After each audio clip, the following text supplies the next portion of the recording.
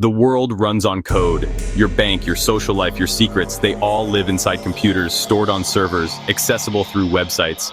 But some of us see something different. We see the gears turning behind the curtain. We see the locks on the doors and wonder how strong they really are. This curiosity is the spark that lights the fire of hacking.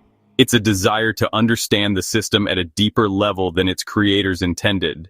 At its core, hacking is simply finding an unintended way to make a system do something it's not supposed to do, like getting a snack for free by exploiting a flaw in the machine's design. Website hacking works on the same principle. What if you could trick the website into thinking you provided the right password when you didn't? Every attack begins with reconnaissance. Like a burglar casing a house, hackers don't just randomly start typing. They watch, they note patterns, they check for vulnerabilities. They use scanning tools to see which ports are open on the server.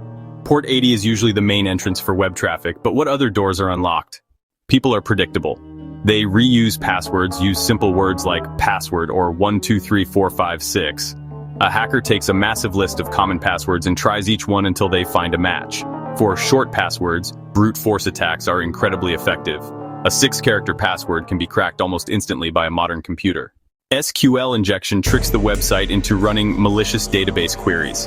Instead of searching for products, the hacker asks the database to dump all usernames, passwords, and sensitive data. Cross-site scripting injects malicious code into web pages. When victims visit the infected page, the script steals their session cookies, allowing the hacker to impersonate them.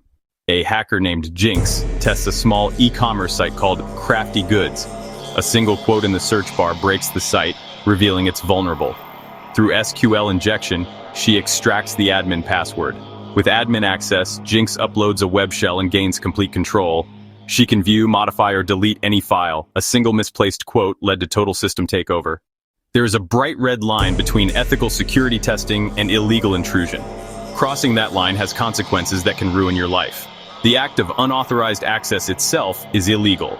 There are safe legal ways to explore this curiosity. Bug bounty programs pay you to find vulnerabilities with permission. You solve the same puzzles without the risk of prison. Defense requires layers of security. Keep software updated, use strong unique passwords, enable two-factor authentication, and sanitize all user inputs to prevent injection attacks. The digital world needs more builders and protectors. Stay curious, but stay ethical. Use this knowledge to create, to protect, and to build a more secure world for everyone. Never use your knowledge to do harm.